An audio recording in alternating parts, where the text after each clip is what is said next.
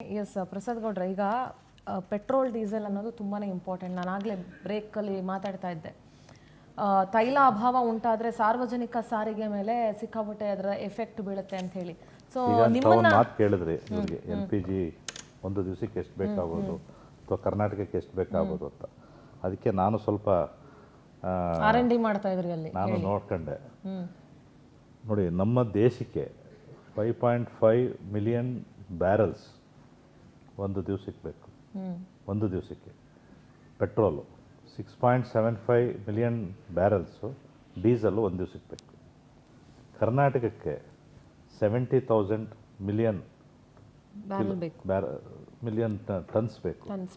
ಅದೇ ಥರ 1 lac million diesel ಬೇಕು. ಇದು ನಮ್ಮ ರಿಕ್ವೈರ್ಮೆಂಟ್. ನಮ್ಮ ಕರ್ನಾಟಕ ಬರೀ ಬೆಂಗಳೂರು ಒಂದಕ್ಕೆ ನಾನು ಹೇಳ್ತಾ ಇರೋದು 70 ಮಿಲಿಯನ್ ಇದು ಬರೀ ಬೆಂಗಳೂರಿಗೆ. ಇನ್ನು 10 ಇದು ರೆಸ್ಟ್ ಆಫ್ ಡಿಸ್ಟ್ರಿಕ್ಟ್ ಬೇಕಾಗುತ್ತೆ. ಇದು ಈ ರೀತಿ ಇರಬೇಕಾದ್ರೆ ಹಡಗುಗಳು 106 ಹಡಗು ಕ್ರಾಸ್ ಮಾಡಬೇಕು. ಈ ಆರ್ಮೋಸ್ ಕೆನಾಲ್ನ 4-5 ಹಡಗು ಕ್ರಾಸ್ ಮಾಡಿದ್ರೆ ಆಗಲ್ಲ ಮೇಡಮ್. ಒಂದು ದಿವಸಕ್ಕೆ 106 ಹಡಗು. ಬಟ್ ಅದು ಹೆಂಗ ಹೋಗಿದೆ ಅಂದ್ರೆ ಸರ್, ವಿಲ್ಸ್ ಇದೆ ಹೆಬ್ಬಾಳ ಫ್ಲೈಓವರ್ ದಾಟ್ದಂಗೆ ಅಲ್ವಲ್ಲ ಸರ್? ಕೇಳ್ರಿ, ಹೇಳ್ತೀನಿ ಕೇಳ್ರಿ. 4-5 ಹಡಗು ದಾಟೋದು ಹೆಬ್ಬಾಳ ಫ್ಲೈಓವರ್ ದಾಟ್ದಂಗೆ ಅಲ್ವಲ್ಲ? ಒಂದ್ ನಿಮಿಷ ಲೆಕ್ಕ ಹಾಕೊಳ್ಳಿ. ಇವತ್ತು ಬೆಂಗಳೂರಲ್ಲಿ ಹೆಬ್ಬಾಳ ಫ್ಲೈಓವರ್ ದಾಟಕ್ಕೆ ಏನಾದ್ರೂ ಪೀಕ್ ಟೈಮಲ್ಲಿ ನಿಂತ್ಕೊಂಡ್ರೆ ಮಿನಿಮಮ್ 1 ಅವರ್ to 2 ಅವರ್ಸ್ ಬೇಕು. ಅದು ಹಾರ್ಮೋಸ್ ಜಲಸಂಧಿ ಸರ್. ಎಷ್ಟು ಆರ್ಮೋಸ್ ಕೆನಾಲ್ ಇದೆಯಲ್ಲ, ಆರ್ಮೋಸ್ ಕೆನಾಲು ಅವರಿಗೆ ಮೇನ್ ವೆಪನ್ನು. ಅದು ರಾಮಬಾಣ. ಯಾರಿಗೆ? ಇರಾನ್ನವ್ರಿಗೆ. ಅವರು ಇಡೀ ವರ್ಲ್ಡ್ನ ಕಂಟ್ರೋಲಿಗೆ ತಗೊಳ್ಳೋದೇ ಆರ್ಮೋನ್ ಕೆನಾಲಿಂದ. ಅಲ್ಲೇ ನಿಯರೆಸ್ಟಲ್ಲಿ ಅವ್ರಿಗೆ. ನಮ್ಮ ಪರಿಸ್ಥಿತಿ ಹೆಂಗಿದೆ ಗೊತ್ತಾ ಸರ್? ಅಲ್ಲಲ್ಲ, ಅವ್ರಿಗೆ ನಮ್ಮ ಪರಿಸ್ಥಿತಿ ಹೆಂಗಿದೆ ಅಂದ್ರೆ ಅಟ್ಲೀಸ್ಟ್ 4 ಹಡಗ್ ಬಿಟ್ರಲ್ಲ, ಅದು ಖುಷಿ ಪಡ್ತಾ ಇದೀವಿ. ಖುಷಿ ಪಡೋ ಆ ಪರಿಸ್ಥಿತಿ ಮಟ್ಟಕ್ಕೆ ಬಂದಿದ್ದೀವಿ. ಅವ್ರಿಗೇನು ಮೇನ್ ಇದು ಅವರ ನ್ಯೂಕ್ಲಿಯರ್ ವೆಪನ್ನು ನಿಯರ್ ಬೈ ಸ್ಟೋರ್ ಇಟ್ಕೊಂಡಿದ್ದಾರೆ. ನೀವೇನಾದರೂ ಹೊಡೆದ್ರೆ ಅದಕ್ಕೆ ಹೊಡಿತೀರಾ, ಅದರಿಂದ ಅದಕ್ಕೆ ಹೊಡಿತಾ ಇಲ್ಲ. ಬ್ಯಾಂಕಲ್ಲಿ ಇದೆ ಅಕೌಂಟಲ್ಲಿ ದುಡ್ಡು, ಇವತ್ತಲ್ಲ ನಾಳೆ ಬರುತ್ತೆ ಅನ್ನೋ ಥರ ಇದೆ ಇವತ್ತು ಆ ಪರಿಸ್ಥಿತಿ. ಈ ಥರ ಎಲ್ಲ ಆಗಿ ಇವತ್ತು ನಾವಿವತ್ತು ಸಂತೋಷ ಪಡೋಂಥ ವಿಚಾರನೇ ಅಲ್ಲ ಇದು. ಪೆಟ್ರೋಲ್ ಕನ್ಸಂಪ್ಷನ್ ಹೇಗಿದೆ ಬೆಂಗಳೂರಲ್ಲೇ ತಗೊಂಡ್ರೆ? ಬೆಂಗಳೂರಿನಲ್ಲಿ ನಾವು ಇವತ್ತು ಡೀಲರ್ಸ್ಗೆ ಏನು ಸಲಹೆ ಕೊಡ್ತಾ ಇದ್ದಾರೆ ಅಂದರೆ, ನಮ್ಮ ಇಂಡಿಯನ್ ಆಯಿಲ್ ಆಗಲಿ, ಹಿಂದೂಸ್ತಾನ್ ಪೆಟ್ರೋಲಿಯಂ ಆಗಲಿ, ಮತ್ತು ಇವ್ರಿಗೆ ಆದಷ್ಟು ಕಡಿಮೆ ಸೇಲ್ ಮಾಡಿ ಅಂತ. ನಮ್ಗೆ ಇಲ್ಲಿವರೆಗೂ ಕಡಿಮೆ ಸೇಲ್ ಅಂದ್ರೆ ಹೆಂಗೆ? ಈಗ ಫುಲ್ ಟ್ಯಾಂಕ್ ಮಾಡೋ ಬದಲು ಹಾಫ್ ಟ್ಯಾಂಕ್ ಮಾಡಿ. ಅಲ್ಲ, ಜಾಸ್ತಿ ಸೇಲ್ ಮಾಡಬೇಡಿ. ಲೆಟ್ ಅಸ್ ನಾಟ್ ಗೋ ಅದೇ ಡ್ರೈ. ಪ್ರಸಾದ್ ಗೌಡ್ರೆ, ನಾನು ಸೀರಿಯಸ್ ನೋಟ್, ತಮಾಷೆ ಅಲ್ಲ, ಸೀರಿಯಸ್ ನೋಟ್ ಕೇಳ್ತಾ ಇದ್ದೀನಿ. ಈಗ ಯೂಶಲಿ ಇವಾಗ ನಾನು ಗಾಡಿ ತಗೊಂಡ್ರೆ ಫುಲ್ ಟ್ಯಾಂಕ್ ಗಾಡಿ ಪೆಟ್ರೋಲ್ ಹಾಕ್ಸಿ ಅಂತ ಹೇಳ್ತೀನಿ. ಸೊ ನೀವ್ ಹೆಂಗ್ ಹೇಳ್ತಿದ್ರೆ ಈಗ ಹಾಫ್ ಟ್ಯಾಂಕ್ ಮಾಡಿ ಅಂತ? ನಾನು ಹೇಳ್ತಾ ಇಲ್ಲ, ನಾನು ನೀವು ಅಂದ್ರೆ ನೀವು ಅಂತ ಹೇಳ್ತಿಲ್ಲ, ನಿಮ್ಮವ್ರು ನಿಮ್ಮ ಏಜೆನ್ಸಿಗೆ ಅಥವಾ ನಿಮ್ಮ ಇಂಡಿಯನ್ ಆಯಿಲ್ ಏನ್ ಹೇಳ್ತಾರೆ? ಖರ್ಚು ಮಾಡಬಾರ್ದು ಅಂದ್ರೆ ಏನು? ಈಗ ಒಬ್ರಿಗೆ ಒಂದು ಫುಲ್ ಟ್ಯಾಂಕ್ ಮಾಡಬಾರ್ದು ಅಂತ ಇದೆಯಾ? ಅದು ಯಾವ ತರ? ಏನಂದ್ರೆ ನಮ್ಮ ಸೆಂಟ್ರಲ್ ಗೌರ್ಮೆಂಟ್ ಆದೇಶ ಇದೆ ಏನಂದ್ರೆ, let us not go dry, ಅಂದ್ರೆ ಖಾಲಿ ಆಗಬಾರ್ದು. ಅದಕ್ಕೆ I do agree that point, but how?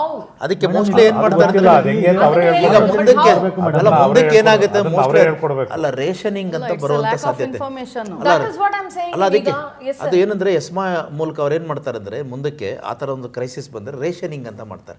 ಈಗ LPG ಕೊಡ್ತಾ ಇದ್ದಾರಲ್ಲ, ಈಗ KH ಮುನಿಯಪ್ಪ ಏನ್ ಹೇಳಿದ್ರು, ಕರ್ನಾಟಕದ ಮಟ್ಟಿಗೆ ನಾವು ಸ್ವಲ್ಪ ಟ್ಯಾಕಲ್ ಮಾಡೋಣ, 28 ದಿನಕ್ಕೆ ಒಂದು ಕುಟುಂಬಕ್ಕೆ ಒಂದು LPG. That is indirect rationing.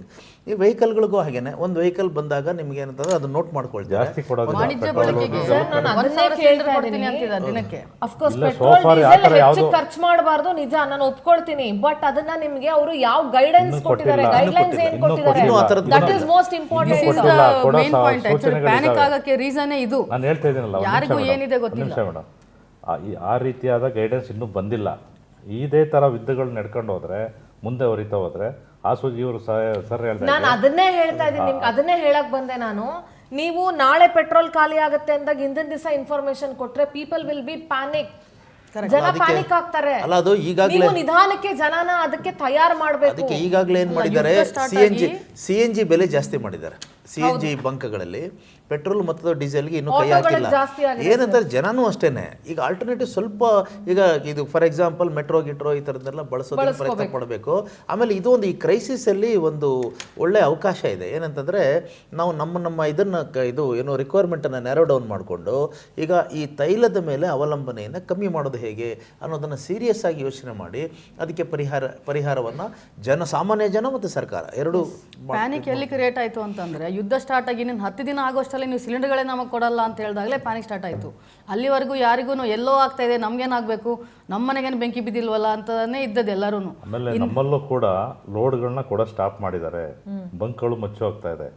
ಇಲ್ಲೂ ಎಲ್ಲ ಫುಲ್ ಆಗಿಲ್ಲ ಯಾವ ಬಂಕ್ಗಳು. ಇದು ಕೇಂದ್ರ ಸರ್ಕಾರ ಇದ್ರ ಬಗ್ಗೆ ಗಮನ ಹರಿಸ್ಬೇಕಾಗತ್ತೆ, ಯಾವ ರೀತಿ ಮೇಂಟೈನ್ ಮಾಡಬೇಕು ಏನು ಅಂತ ಹೇಳ್ಬಿಟ್ಟು. ಗಮನ ಹರಿಸಿದ್ದಾರೆ, but it is too late ಅಂತ ಅನ್ಕೊಳ್ತೀನಿ. ಕಷ್ಟ ಅದು ಏನಂತಂದ್ರೆ ಈಗ ಸೋ ಈಸಿ ಟು 3 ರೂಪಾಯಿ ಕೆಜಿ ಸೌದೆ ಇವತ್ತು 12 ರೂಪಾಯಿ ಆಯಿತು. ಈಗ 12 ರೂಪಾಯಿಗೂ ಸಿಗಲ್ಲ ಇವಾಗ, ಆ ಥರ ಪರಿಸ್ಥಿತಿ ಬಂದ್ಬಿಟ್ಟಿದೆ. ಶಿವಶಂಕರ್ ಸರ್, ಅದಕ್ಕೆ ಈಗ ಇಂಡಿಯಾ ದೇಶ ಬಹಳ ದೊಡ್ಡದು. ಇಲ್ಲಿನ ಒಂದು ಪೂರೈಕೆಯನ್ನು ಅಂದರೆ ಬೇಡಿಕೆಯನ್ನು ಪೂರೈಸೋದು ಬಹಳ ಕಷ್ಟ.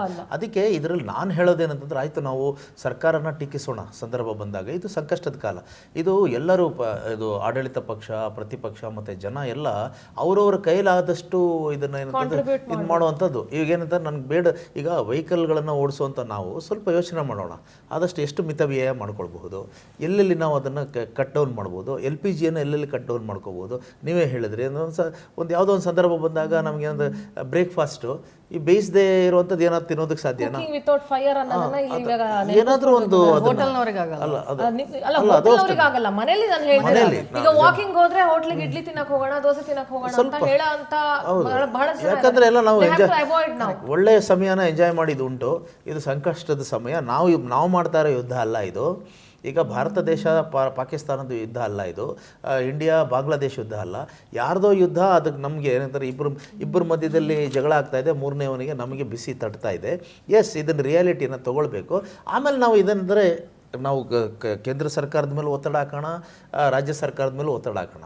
ಅದ್ರ ಜೊತೆಗೆ ಸಾಮಾನ್ಯ ಜನ ಕೂಡ ಸ್ವಲ್ಪ ಜವಾಬ್ದಾರಿಯಿಂದ ವರ್ತಿಸೋಣ ಅಂತ ನಾನು ಈಗ ಇವ್ರು ನಮ್ಮ ಶಿವಶಂಕರ್ ಹೇಳಿದಾಗೆ ಅದಕ್ಕೆ ಪೂರಕವಾಗಿ ಇವತ್ತು ಜನಗಳು ಯುದ್ಧ ನಡೀತಾ ಇದೆ ನಿಜ. ಎಲ್ಲ ಇವತ್ತೇನಾಗುತ್ತೆ, ನಾವೆಲ್ಲರೂ ಕೂಡ ಇವತ್ತು ದೇಶದ ಜೊತೆ ರಾಜ್ಯದ ಸರ್ಕಾರಗಳ ಜೊತೆ ಕೋಆಪ್ರೇಟ್ ಮಾಡಬೇಕಾಗತ್ತೆ.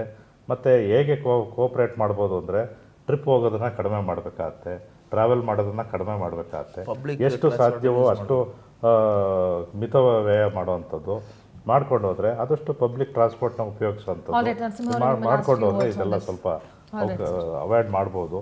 ಮತ್ತು ಆದಷ್ಟು ಬೇಗ ನಮ್ಮ ದೇಶವನ್ನು ನಡೆಸ್ತಾ ಇರೋಂಥವ್ರು ವಿಶ್ವದ ಇವ್ರುಗಳಿಗೆಲ್ಲ ಸ್ವಲ್ಪ ಮಾತಾಡಿ ಇದನ್ನು ನಿಲ್ಲಿಸೋದಕ್ಕೆ ಪ್ರಯತ್ನ ಮಾಡಬೇಕು ಅಂತ. ಮೇಡಮ್, ಶಿವಶಂಕರ್ ಸರ್ ಹೇಳ್ದಂಗೆ ಸರ್ಕಾರದ ಮೇಲೆ ಒತ್ತಡ ನೀಡೋದು, ಅವ್ರನ್ನ ಟೀಕೆ ಮಾಡೋದಕ್ಕಿಂತ ನಾವು ನಮ್ಮ ಜನ ಏನಿದ್ದಾರೆ ಇವರೆಲ್ಲ ಚೇಂಜ್ ಆಗಿ ಇವ್ರು ಸ್ವಲ್ಪ ಎಚ್ಚೆತ್ಕೋಬೇಕು, ಯಾವ ರೀತಿ ಯೂಸ್ ಮಾಡಬೇಕು ಅದನ್ನು ತಿಳ್ಕೊಬೇಕು ಅಂತ ಹೇಳಿದಾರಲ್ಲ. ಓಕೆ, ಅದು ಕರೆಕ್ಟೇ. ಬಟ್ ಏನಂದರೆ, ಇವಾಗ ಲೀಡರ್ಸ್ ಅಂತ ಯಾರಿದ್ದಾರೆ, ಸಚಿವರೇ 70 ದಿನಗಳಷ್ಟು ನಾವು ಸ್ಟೋರೇಜ್ ಮಾಡ್ತೀವಿ ಅಂತ ಹೇಳಿ 20 ದಿನ 15 ದಿನಕ್ಕೆಲ್ಲ ನಮ್ಗೆ ಈ ಥರ ಒಂದು ಗೊಂದಲ ಸೃಷ್ಟಿ ಮಾಡಿದಾಗ ಈ ಪ್ರಜೆಗಳು, ಇವಾಗ ಸಾರ್ವಜನಿಕರೆಲ್ಲ ಏನು ಮಾಡ್ತಾರೆ ಮೇಡಮ್, ಸಾರ್ವಜನಿಕರಿಗೆಲ್ಲ ಬಂದೇ ಬರುತ್ತೆ, ಅದು ಪ್ಯಾನಿಕ್ ಆಗೇ ಆಗ್ತಾರೆ. ಸೊ ಸೆಂಟ್ರಲ್ ಗೌರ್ಮೆಂಟ್ ಏನಿದೆ ಅಲ್ಲಿ ಅವ್ರು ಕರೆಕ್ಟಾಗಿ ಅವ್ರ ಡಿಸಿಷನ್ ತೊಗೊಂಡು ಏನು ಸದನದಲ್ಲಿ ಮಾತಾಡುವಾಗಲಿ ಜನಗಳಿಗೆ ಏನು ಹೇಳ್ತಾರೋ ಅದನ್ನು ಕರೆಕ್ಟಾಗಿ ಹೇಳಿದ್ರೆ ಯಾರು ಪ್ಯಾನಿಕ್ ಆಗಲ್ಲ. ಅವರು ವಿಫಲರಾದಿ ಆಗಿರೋದ್ರಿಂದಾನೇ ಈ ಒಂದು ಜನಗಳು ಪ್ಯಾನಿಕ್ ಆಗಿರೋದು, ಈ ಒಂದು ಸಮಸ್ಯೆ ಬಂದಿರೋದು.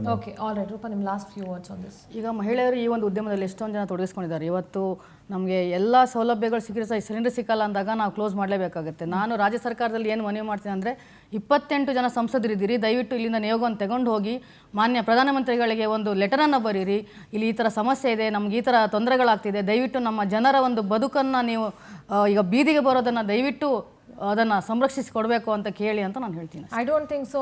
ಬಿಜೆಪಿ ಅವರ, ಕಾಂಗ್ರೆಸ್ ಅವರಂತೂ ಹೋಗಲ್ಲ. ಬಿಜೆಪಿ ಸಂಸದರು ಬಾಯ್ಬಿಟ್ಟು ಕೇಳೋ ಧೈರ್ಯ ಮಾಡ್ತಾರೆ ಅಂತ ನನಗಂತೂ ಅನ್ನಿಸ್ತಾ ಇಲ್ಲ. ಬಿಜೆಪಿ ನಿಮ್ಮ ಮಾತುಗಳನ್ನ ಅವ್ರೇನಾದ್ರೂ ಕೇಳಿಸ್ಕೊಂಡು ದೊಡ್ಡ ಮನ್ಸು ಮಾಡಿದ್ರೆ ನೋಡೋಣ ಅವ್ರು ಏನ್ ಪ್ರಯತ್ನ ಪಡ್ತಾರೆ ಅಂತ ಹೇಳಿ. ಥ್ಯಾಂಕ್ ಯು ಸೋ ಮಚ್ ಎಲ್ರಿಗೂ ಚರ್ಚೆಯಲ್ಲಿ ಭಾಗಿಯಾಗೋದಕ್ಕೆ. ನಾನು ಒಂದು ಅವಾಗ್ಲಿಂದ ನೆನಪಿಸ್ಕೊಳ್ತಾ ಇದ್ದೆ, ಹೇಳಲೇಬೇಕು ಅಂತ. ಪೆಟ್ರೋಲ್ ಡೀಸೆಲ್ ವಿಚಾರಕ್ಕೆ ಬಂದಾಗ ಗ್ಯಾಸ್ ಸಿಲಿಂಡರ್ ಅಭಾವ ಇದೆ ಅಂತ ಮನೆಗೆ ಹೋಗಿ 3-4 ಸ್ಟೋರ್ ಮಾಡ್ಕೊಳ್ತಿದ್ದೀರಿ. ಆದರೆ ದಯಮಾಡಿ ಪೆಟ್ರೋಲ್ ಅಭಾವ ಬರ್ಬೋದು ಅಂತ ಪೆಟ್ರೋಲ್ ಡೀಸೆಲ್ನ ತಗೊಂಡೋಗಿ ಯಾರು ಕೈ ಮುಗಿದು ಕೇಳ್ಕೊಳ್ತಾ ಇದ್ದೀನಿ, ಮನೇಲಿ ಇಟ್ಕೊಳ್ಬೇಡಿ. ಅದರಿಂದ ಮನೆನೇ ಸುಟ್ಟು ಹೋಗ್ಬೋದು, ಮಕ್ಕಳು ಯಾರಿಗಾದ್ರೂ ಏನಾರು ಆಗ್ಬೋದು, ಅಥವಾ ಮನೆಯಲ್ಲೇ ಜಗಳ ಆಗಿ ನೀವೇ ದುರಂತ ಅಂತ್ಯ ಕಂಡುಕೊಳ್ಳೋ ತನಕ ಹೋಗ್ಬೋದು. ದಯವಿಟ್ಟು ಪೆಟ್ರೋಲ್ ಮತ್ತು ಡೀಸೆಲನ್ನು ತಗೊಂಡೋಗಿ ಮನೆಯಲ್ಲಿ ಸ್ಟೋರ್ ಮಾಡ್ಕೊಳ್ಳುವಂಥ ದುಸ್ಸಾಹಸಕ್ಕೆ ಯಾರೂ ಕೈ ಹಾಕಬೇಡಿ ಅಂತ ಕಳಕಳಿಯಿಂದ ಮನವಿ ಮಾಡ್ತೀನಿ.